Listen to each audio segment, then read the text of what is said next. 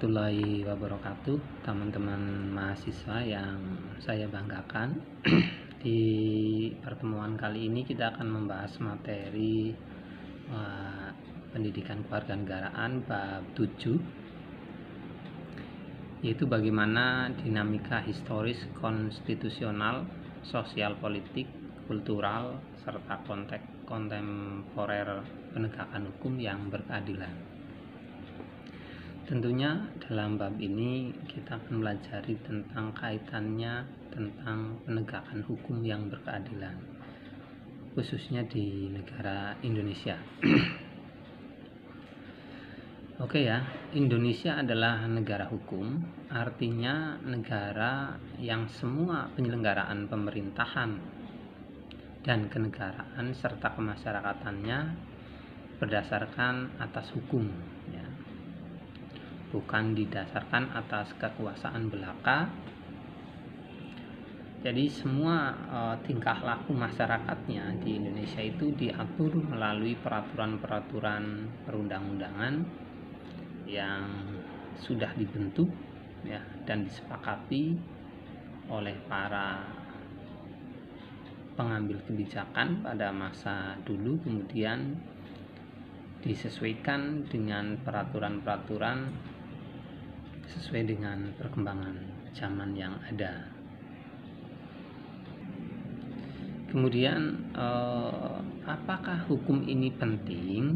Ya, ini coba ada sebuah pertanyaan mengenai penting atau tidakkah sebuah hukum di masyarakat. Ya, tentu kita menjawab dengan logika, ya. Apabila tidak ada hukum di masyarakat, tentu tidak ada patokan yang bisa diambil untuk menentukan langkah-langkah pengambilan keputusan kebijakan. Ya, tentunya di masyarakat ini pasti harusnya ada sebuah aturan atau hukum yang nanti bertugas untuk bisa memberikan suatu keadilan kepada masyarakat, ya. Kalau ditanya apakah hukum itu penting, ya hukum itu sangat penting, ya. Aturan itu sangat penting. Kalau tidak ada aturan atau tidak ada hukum di suatu masyarakat, tentunya ini akan terjadi hukum rimba, ya. Hukum rimba itu siapa yang kuat dia yang menang, dia yang dapat, itu seperti itu, ya. Jadi kalau masalah hukum harus ada dan tidak bisa ditawar-menawar di suatu masyarakat ataupun di suatu negara. Pernyataan hukum itu sangat penting itu didasari dari beberapa argumen dari ahli hukum, ya, seperti yang disampaikan oleh Thomas Hobbes itu tahun 1588 sampai 1679 Masehi. Itu dalam bukunya yang berjudul Leviathan, ya, pernah mengatakan bahwa Homo homini lupus, ya. Jadi Homo homini lupus ini artinya adalah manusia adalah serigala bagi manusia lainnya, ya. Manusia memiliki keinginan dan nafsu yang berbeda-beda, ya, antara manusia yang satu dan yang lainnya. Nafsu yang dimiliki manusia ada yang baik, ada nafsu yang tidak baik. Inilah salah satu argumen mengapa aturan hukum diperlukan.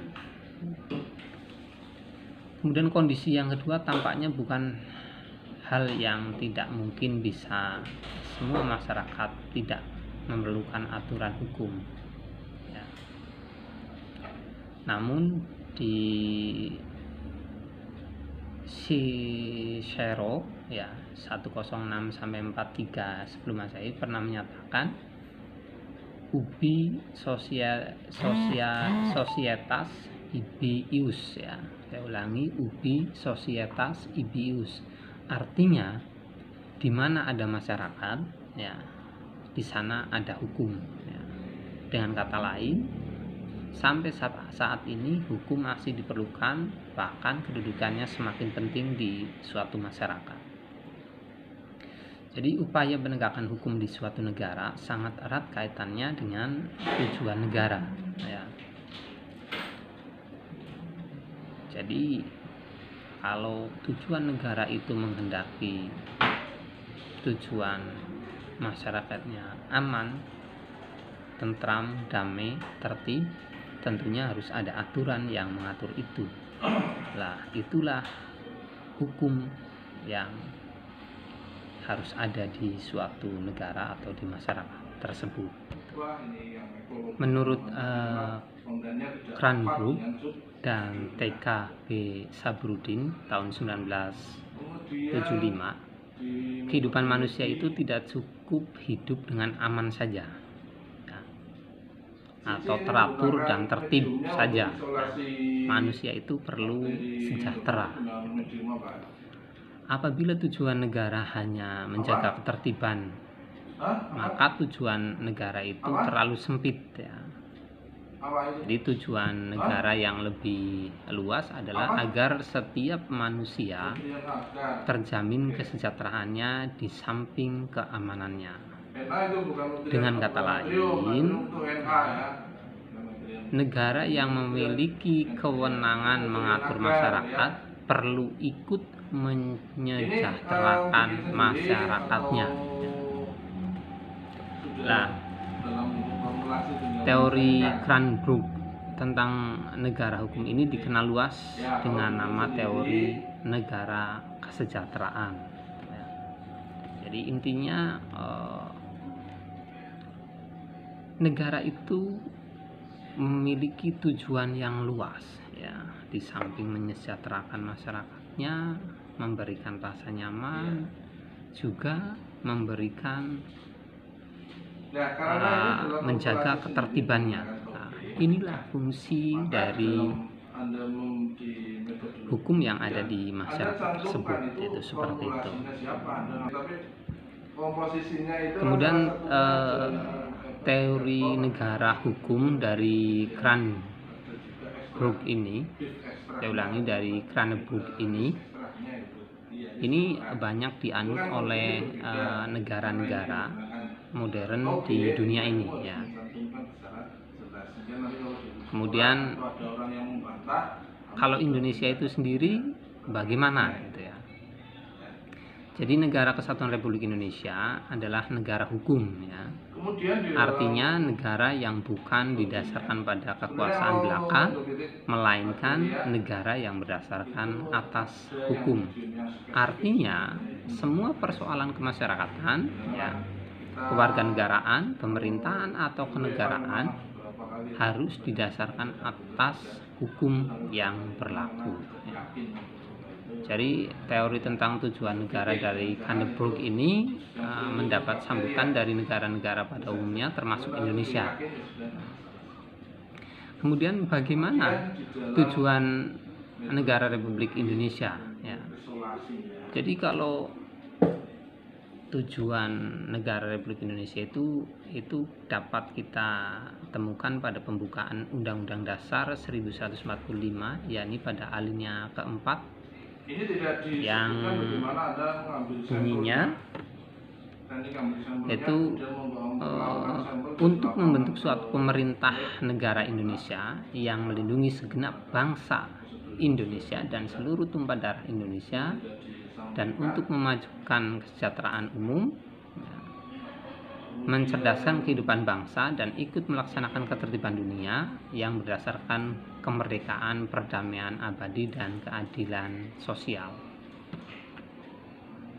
Jadi tujuan bangsa Indonesia itu sudah jelas termuat pada pembukaan Undang-Undang Dasar 1145 alinea keempat, gitu, yang tadi telah saya sebutkan.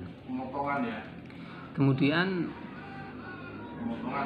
dari bunyi alinea keempat pembukaan Undang-Undang Dasar 1145 ini dapat diidentifikasi bahwa tujuan negara Republik Indonesia pun memiliki indikator yang sama sebetulnya, ya, sebagaimana yang dinyatakan oleh keranebuk tadi gitu ya. Kalau bisa saya garis bawahi, yang pertama melindungi segenap bangsa Indonesia dan seluruh tumpah darah Indonesia. Jadi melindungi segenap bangsa Indonesia dan seluruh tumpah darah Indonesia dari ancaman manapun ya, baik dari dalam negeri maupun dari luar negeri. Kemudian mensejahterakan kesejahteraan umum ya. Jadi negara Indonesia itu berkewajiban untuk memberikan kesejahteraan umum terhadap seluruh rakyatnya ya, tanpa melihat ras, golongan, suku, adatnya sama gitu ya, seluruh masyarakat Indonesia. Kemudian mencerdaskan kehidupan bangsa ya. Indonesia dalam ini pemerintah wajib hadir ya untuk mencerdaskan kehidupan bangsa dengan upaya-upaya memberikan pendidikan terbaik untuk masyarakatnya. Kemudian ikut melaksanakan ketertiban dunia yang berdasarkan kemerdekaan, perdamaian, abadi, dan keadilan sosial. Ini Indonesia harus bersama-sama dengan negara lain itu menjaga ketertiban dunia, menghargai kemerdekaan bangsa lain ya. Tidak berupaya untuk memprovokatif, menjajah ataupun melakukan kecurangan-kecurangan terhadap negara lain, terhadap negara tetangga ataupun wilayah-wilayah lain, negara lain di seluruh dunia ini ya. Kemudian bagaimana ya tujuan negara ini dilaksanakan atau ditegakkan di negara Republik Indonesia ini atau di NKRI ini. Jadi perlindungan terhadap warga negara serta menjaga ketertiban masyarakat itu telah diatur dalam Undang-Undang Dasar Negara Republik Indonesia tahun 1945 tadi yang saya sebutkan ya. Kemudian bisa dilihat atau dikaji di pasal 24, 24A, 24B, 24C, dan 25 tentang kekuasaan kehakiman untuk mengatur lebih lanjut tentang kekuasaan kehakiman. Kemudian itu dikeluarkan Undang-Undang Nomor 48 Tahun 2009 tentang kekuasaan kehakiman. Loh, kok kaitannya dengan kekuasaan kehakiman? Bagaimana? Gitu ya, seperti apa? Karena begini ya, peraturan perundang-undangan itu, hukum itu tidak lepas dari kekuasaan kehakiman ya, yang harus memberikan hukum yang adil, yang tidak pandang bulu kepada seluruh masyarakat. Oleh karena itu di Undang-Undang Dasar Negara Republik Indonesia tahun 1945 pasal 24 itu dinyatakan bahwa kekuasaan kehakiman merupakan kekuasaan yang merdeka untuk menyelenggarakan peradilan guna menegakkan hukum dan keadilan. Nah, inilah kaitannya tadi dengan penegakan hukum yang ada di Indonesia atau tujuan dari negara Republik Indonesia mengenai tentang keadilan tadi ya, seperti itu. Kemudian kekuasaan yang kedua, kekuasaan kehakiman menurut Undang-Undang Dasar Negara Republik Indonesia tahun 1945 merupakan kekuasaan yang merdeka yang dilakukan oleh sebuah Mahkamah Agung dan badan peradilan yang berada di bawahnya dalam lingkungan peradilan umum ya. Lingkungan peradilan agama, lingkungan peradilan militer, lingkungan peradilan tata usaha negara, dan oleh sebuah Mahkamah Konstitusi. Kemudian yang ketiga, badan-badan lain yang berfungsi, yang fungsinya berkaitan dengan kekuasaan kehakiman diatur dalam undang-undang. Nah, tadi sudah saya sampaikan di atas bahwa tujuan dari negara Indonesia adalah melindungi segenap bangsa Indonesia dari seluruh tumpah darah Indonesia, memajukan kesejahteraan umum, mencerdaskan kehidupan bangsa, ikut melaksanakan ketertiban dunia yang berdasarkan perdamaian, yang berdasarkan kemerdekaan, perdamaian abadi, dan keadilan sosial. Nah, di dalam keadilan sosial ini tadi sudah dijelaskan bahwa dalam pelaksanaannya Indonesia menuangkan aturannya pada kekuasaan kehakiman, di mana diatur dalam Undang-Undang Dasar Negara Republik Indonesia tahun 1945 pasal 24 yang tadi telah saya sebutkan, bahwa intinya adalah kekuasaan kehakiman adalah kekuasaan yang merdeka untuk menegakkan peradilan guna menegakkan hukum dan keadilan. Nah, ini yang sangat perlu dipahami oleh teman-teman mahasiswa, bahwa tidak ada satupun orang atau badan negara yang berhak untuk melakukan intervensi terhadap penegakan hukum.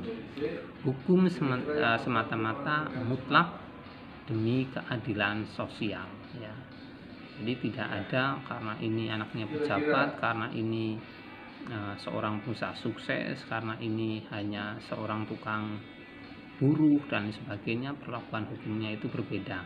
Tidak, semuanya sama, ya. Nah, kalau ditanya apakah penegakan hukum di Indonesia itu sudah sesuai dengan aturan, tentunya ini kembali lagi kepada pelakunya, personnya, ya. Kalau aturan hukumnya itu sendiri itu sudah sangat baik di Indonesia.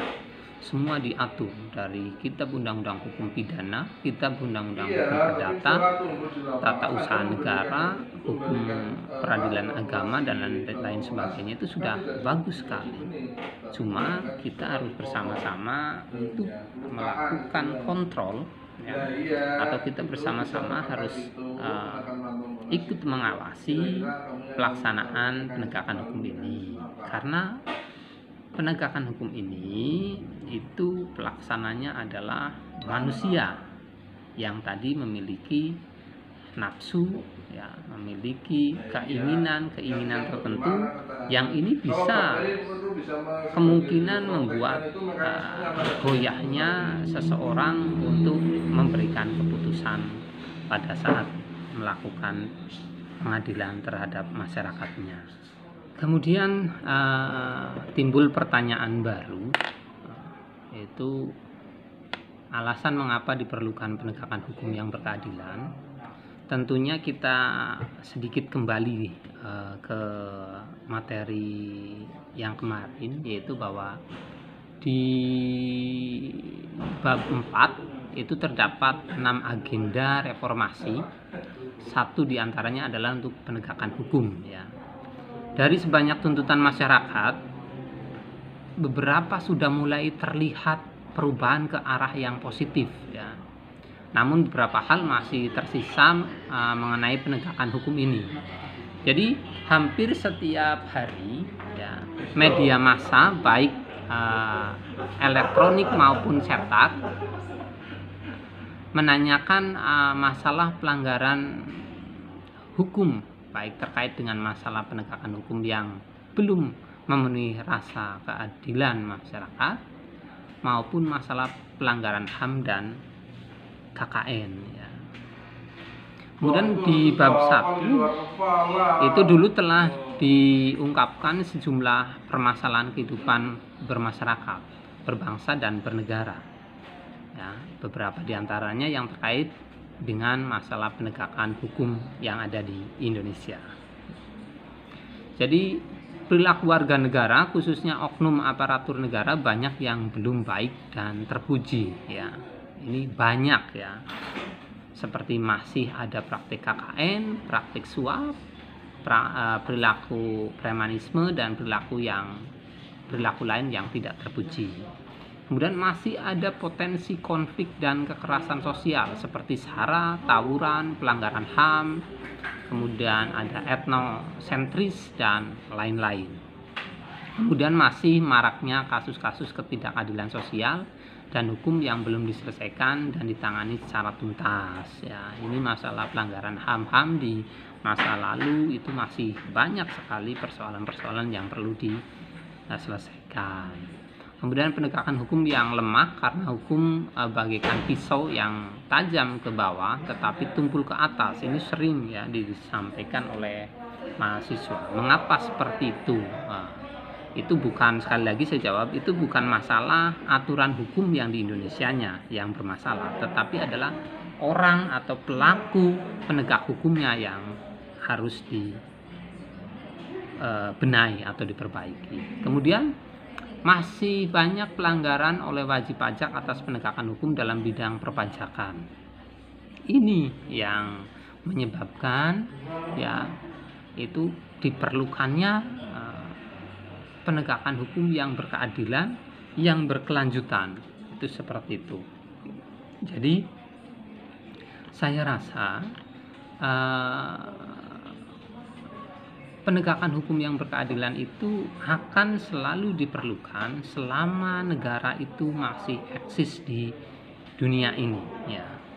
Karena memang setiap waktu ya akan terjadi gejolak permasalahan-permasalahan sosial, permasalahan-permasalahan hukum yang memang perlu ada penanganan khusus hukum yang berdasarkan oleh aturan-aturan yang ada di negara tersebut, terutama di Indonesia. Kemudian munculnya permasalahan tersebut tentu menimbulkan pertanyaan ya dalam pikiran kita. Oleh karena itu kita dapat secara kritis ya itu mempertanyakan masalah-masalah tersebut ya. Yang tentunya kita sebagai masyarakat berhak untuk memberikan kritik, masukan ataupun memberikan saran terhadap pemerintah. Misalnya nih ya, kita boleh nih bertanya mengapa banyak oknum aparatur negara yang belum baik dan terpuji, misalnya seperti itu. Kemudian mengapa masih terjadi konflik kekerasan sosial yang bernuansa SARA, misalnya itu boleh ditanyakan kepada pemerintah gitu. Kemudian mengapa setelah Indonesia merdeka lebih dari setengah abad masih marak terjadi kasus-kasus ketidakadilan sosial dan hukum yang belum bisa diselesaikan secara tuntas. Itu boleh ditanyakan ke masyarakat dan persoalan-persoalan yang lain. Tujuannya adalah agar masyarakat agar pemerintah melakukan introspeksi diri. Ya, sejauh mana mereka menjalankan pemerintahan, sejauh mana mereka menjalankan keadilan sosial ini dari segi hukum, ekonomi, dan dari segi-segi lain. Itu seperti itu. Kemudian yang sering banyak sekali pertanyaan dari teman-teman mahasiswa atau masyarakat adalah mengapa hukum di Indonesia ini kok tajam ke bawah, tumpul ke atas. Itu sebetulnya adalah human error ya. Itu adalah orangnya yang bermasalah, penegak hukumnya yang bermasalah, ataupun birokrasinya yang bermasalah. Tetapi pada prinsipnya secara aturan yang real dari aturan undang-undangnya itu, dalam amanat undang-undang itu tidak ada yang namanya tebang pilih ya. Semuanya sama. Tidak seperti pada masa penjajahan yang ada aturan undang-undang bagi pribumi, warga Tionghoa ya, kemudian bagi bangsa Belanda dan lain sebagainya. Itu memang ada gap pada saat itu, ada sebuah sekat hukum antara pribumi, penjajah ya, dan kaum-kaum pendatang lain. Tetapi setelah merdeka itu semuanya tidak ada. Kalaupun dalam prakteknya terjadi hal seperti itu adalah pelaksananya atau orangnya yang melaksanakan yang mungkin memiliki nafsu-nafsu tadi yang tidak terkontrol, kemudian sehingga goyahnya suatu keputusan. Contoh, saya harus mengadili seseorang yang koruptor misalnya. Kalau saya memiliki prinsip sesuai dengan aturan hukum, ya pasal koruptor sesuai dengan apa yang dilakukan oleh yang saya adili, ya kita terapkan dengan sebaik-baiknya. Tentunya adil sesuai dengan peraturan hukum. Ya, baik. Beri keadilan terhadap pelakunya, beri keadilan terhadap negaranya atau masyarakat juga, itu adil untuk semua. Tetapi kalau misalnya saya memiliki kelemahan ya, kelemahan untuk nafsunya ya. Contoh, saya memiliki nafsu untuk kaya raya, padahal saya harus hanya seorang hakim atau seorang pejabat kehakiman gitu ya. Wah, akhirnya saya menghalalkan segala cara. Ya. Koruptor tadi menyuap saya 1 miliar, 2 miliar, kemudian goyahlah keputusan saya, sehingga menjatuhkan keputusan yang lebih ringan, bahkan mungkin dicari celah-celah agar koruptor ini bisa bebas. Itulah yang sebenarnya terjadi. Kemudian untuk selanjutnya, sifat dari hukum itu sendiri adalah memaksa ya. Jadi sifat dari hukum itu adalah memaksa. Jadi mau tidak mau, suka tidak suka ya. Khusus ini berbicara masalah di Indonesia, orang yang hidup dan tinggal di Indonesia itu wajib menaati semua aturan-aturan yang berlaku ya.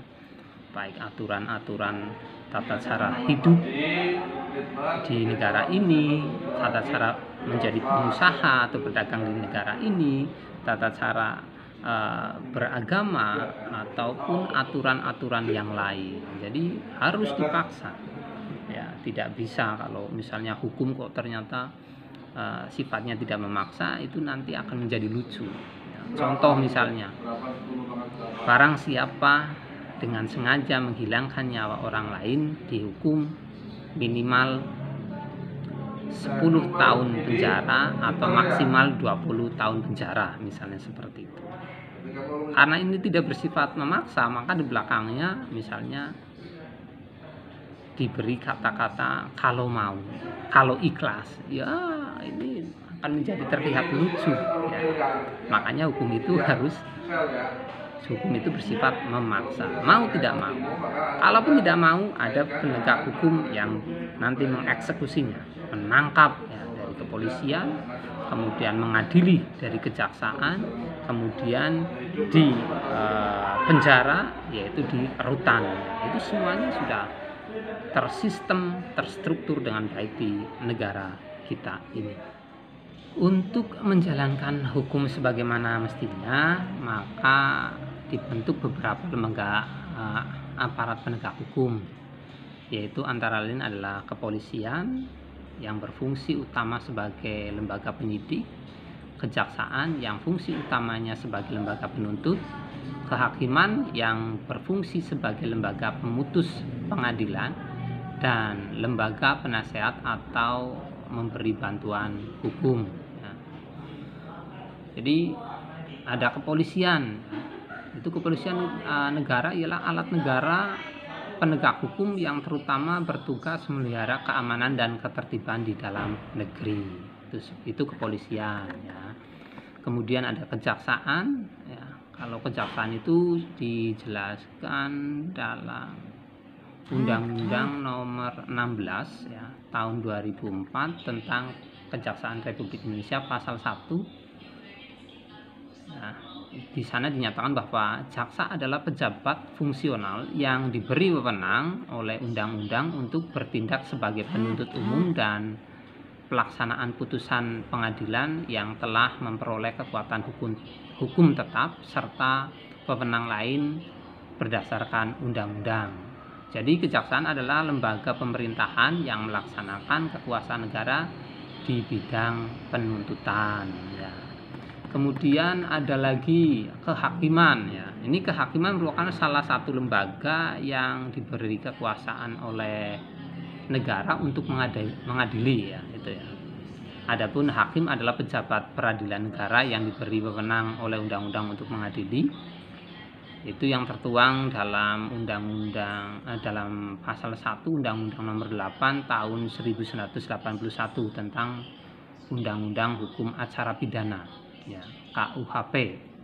Dinyatakan dalam Undang-Undang Nomor 8 tahun 1981 tentang Undang-Undang Hukum Acara Pidana atau KUHP, mengadili adalah serangkaian tindakan hakim untuk menerima, memaksa, memutus perkara pidana berdasarkan asas bebas, bebas, jujur ya, dan tidak memihak di sidang pengadilan dalam hal dan menurut cara yang diatur dalam undang-undang tersebut. Maksudnya bahwa ini adalah pengadilan ini bersifat free, merdeka ya, tidak terintervensi oleh pihak manapun, maksudnya seperti itu. Kemudian lembaga peradilan itu bertugas menyelesaikan perbuatan-perbuatan yang melawan hukum ya. Itu dapat dilakukan dalam berbagai badan peradilan sesuai dengan masalah dan pelakunya, itu seperti itu. Dalam bagian pertimbangan undang-undang nomor 48 tahun 2009 tentang kekuasaan kehakiman ditegaskan bahwa kekuasaan kehakiman menurut Undang-Undang Dasar Negara Republik Indonesia tahun 1945 merupakan kekuasaan yang merdeka yang dilakukan oleh sebuah Mahkamah Agung dan badan peradilan yang berada di bawahnya dalam lingkungan peradilan umum. Dari materi yang telah tadi saya paparkan bahwa dapat direview bahwa yang pertama adalah negara merupakan organisasi kelompok masyarakat tertinggi karena mempunyai wewenang untuk mengatur dan mengendalikan masyarakat, bahkan memaksa secara sah untuk kepentingan umum yang lebih tinggi demi tegaknya hukum. Yang kedua, ada 4 fungsi negara yang dianut oleh negara-negara di dunia, yaitu melaksanakan penertiban dan keamanan, mengusahakan kesejahteraan dan kemakmuran rakyatnya, pertahanan, dan menegakkan keadilan. Kemudian untuk menyelesaikan perkara-perkara yang terjadi di masyarakat secara adil, maka para aparatur hukum harus menegakkan hukum dengan sebaik-baiknya. Penegakan hukum bertujuan untuk meningkatkan ketertiban dan kepastian hukum dalam masyarakat sehingga masyarakat merasa memperoleh pengayoman dan hak-haknya terlindungi. Dalam penegakan hukum terdapat 3 unsur yang harus selalu diperhatikan ya, yaitu yang pertama adalah kepastian hukum, kemanfaatan, dan keadilan. Oke ya teman-teman mahasiswa, itu yang bisa saya sampaikan di materi bab berapa ini? 7 ini ya. Mohon kalian untuk mempelajari, membaca ulang buku atau file materi yang telah saya berikan. Terima kasih atas perhatiannya. Saya akhiri. Assalamualaikum warahmatullahi wabarakatuh.